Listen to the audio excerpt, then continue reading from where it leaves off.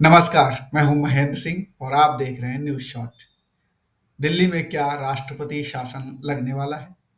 मैं ये इसलिए कह रहा हूं क्योंकि एक घटनाक्रम में दिल्ली के सीएम अरविंद केजरीवाल को ईडी ने शराब घोटाले में गिरफ्तार कर लिया है। ये खबर आप सबको पता ही होगी।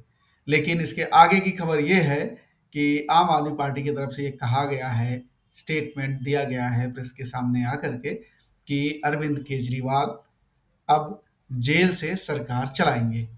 दरअसल अरविंद केजरीवाल ने अपने कार्यकर्ताओं से कुछ समय पहले ये पूछा भी था, एक सर्वे कराया था कि अगर अरविंद केजरीवाल गिरफ्तार हो जाते हैं तो क्या उन्हें जेल से सरकार चलानी चाहिए या इस्तीफा देना चाहिए। तो मंशा साफ है, अरविंद केजरीवाल इस्तीफा नहीं देने वाले हैं और जेल से सरकार चलाने की सोच रहे हैं। दरअसल उनको ये लग रहा है, उनकी पार्टी को ये लग रहा है, या फिर उनको जो कानूनी राय दे रहे होंगे लोग कानूनविद, उन्होंने ये बताया होगा कि ऐसा कोई संविधान में नियम कानून नहीं है कि आप जेल से सरकार नहीं चला सकते। लेकिन इसी में एक पेंच है, संविधान में ऐसा भी कहीं नहीं लिखा हुआ है कि आप जेल से सरकार चला सकते हैं। संविधान में सिर्फ ये लिखा हुआ है कि अगर आप एमपी एमएलए हैं, यानी आप जनप्रतिनिधि हैं, तो जनप्रतिनिधि होने के नाते अगर आपको किसी समय गिरफ्तार किया जाता है और जब तक आपके ऊपर आरोप सिद्ध नहीं हो जाते हैं, तब तक आप अपने पद पर बने रह सकते हैं। अब सांसद और विधायक सरकार नहीं चलाया करते हैं, वो एक सांसद और विधायक होते हैं, जनता के प्रतिनिधि होते हैं। लेकिन मुख्यमंत्री या प्राइम मिनिस्टर ये मुखिया होते हैं, सरकार के मुखिया होते हैं। और सरकार के मुखिया को क्या सरकार जेल के अंदर से चलाने का संविधान हक देता है? मेरा मानना है बिल्कुल नहीं। जेल के अंदर से अगर आप सरकार चलाते हैं तो उस राज्य में या उस देश में संवैधानिक संकट पैदा हो जाएगा।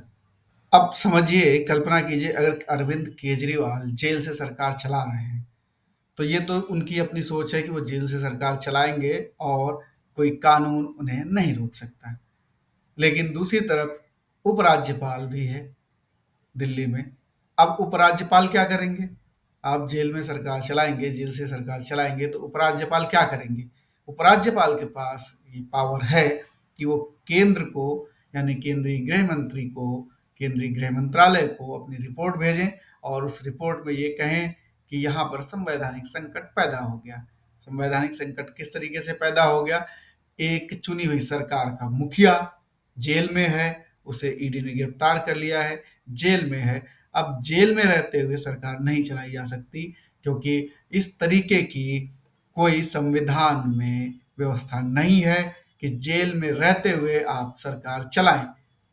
इसी पॉइंट को लेकर के, जिस पॉइंट को लेकर के अरविंद केजरीवाल और उनके कानूनी सलाहकार कानून को दरकिनार करते हुए, यानी कानून के लूप होल्स को देखते हुए ये समझ रहे हैं लूप होल्स, हालांकि ऐसा लूप होल्स है नहीं कि कानून में ऐसा कहीं बताया नहीं गया कि हम सरकार जेल से नहीं चला सकते।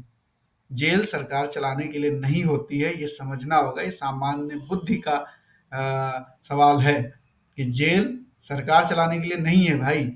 सरकार आप जेल से नहीं चला सकते हैं। राज्यपाल इन्हीं तर्कों के साथ केंद्र को लिखेंगे, अपनी ऑब्जर्वेशन देंगे, अपनी रिपोर्ट भेजेंगे, वो रिपोर्ट राष्ट्रपति के पास जाएगी रिकमेंडेशंस के साथ कि दिल्ली में संवैधानिक संकट पैदा हो गया है, इसलिए यहाँ की सरकार को बर्खास्त किया जाए और राष्ट्रपति शासन लगा दिया जाए। ये अरविंद केजरीवाल की टीम को जितनी जल्दी समझ में आ जाएगा उतना अच्छा होगा। अच्छा तो ये होगा कि अरविंद केजरीवाल अपने दिमाग का इस्तेमाल करें और अपने कानूनी सलाहकारों को ज़रा दरकिनार करके इस्तीफा दे दें और किसी अपने विश्वस्त को मुख्यमंत्री बना दें, और किसी को भी बना दें जिसको उनकी पार्टी या वो चाहते हों। ज़रूरी नहीं कि पब्लिक का परसेप्शन क्या होगा, उसको बना के फिर आप एजेंसियों का सामना करें, उनके सवालों का सामना करें। आप जेल में, क्योंकि ईडी के मामले में उनके जो मंत्री गिरफ्तार हैं, मनीष सिसोदिया, निकल नहीं पा रहे हैं, किसी भी कोर्ट से उनको कोई राहत मिल नहीं रही है। संजय सिंह को भी, सांसद हैं वो आम आदमी पार्टी के, उनको भी कोई राहत मिल नहीं पा रही है। तो राहत नहीं मिलने वाली है, ये समझना होगा। ये प्रैक्टिकल बात को समझना होगा कि राहत नहीं मिलेगी। और दूसरी बात, संविधान में ऐसा कहीं नहीं लिखा है कि आप जेल से सरकार चलाएं, ये समझना होगा। और राज्यपाल के पास, उपराज्यपाल के पास बहुत अच्छा मौका होगा, केंद्र सरकार के पास बहुत अच्छा मौका होगा कि आपकी सरकार को बर्खास्त कर दें। इसलिए सबसे पहली प्राथमिकता ये होनी चाहिए कि आप अपनी सरकार को बचाएं। मुखिया कोई बन सकता है आपकी पार्टी में, जिसको आप चाहेंगे वो बन जाएगा, जब आप चाहेंगे वो छोड़ देगा। तो आपको सबसे पहले ये करना होगा, ये करना चाहिए कि आप अपनी सरकार बचा लीजिए। आप अपने आप को नहीं बचा पा रहे हैं, आपको ईडी ने गिरफ्तार कर लिया, तो सरकार बचा लीजिए। अगर आप सरकार बचा लेते हैं तो भी आपकी कम से कम एक जीत होगी कि आपकी सरकार को कोई खतरा नहीं है। लेकिन अगर आपने ये सोचा कि आप जेल में बैठ के सरकार चलाएंगे, तब तो आप थाली में रख के, प्लेट में रख के, सजा के केंद्र सरकार को ये दे रहे हैं मौका कि आइए साहब, हमारे यहाँ राष्ट्रपति शासन लगा दीजिए।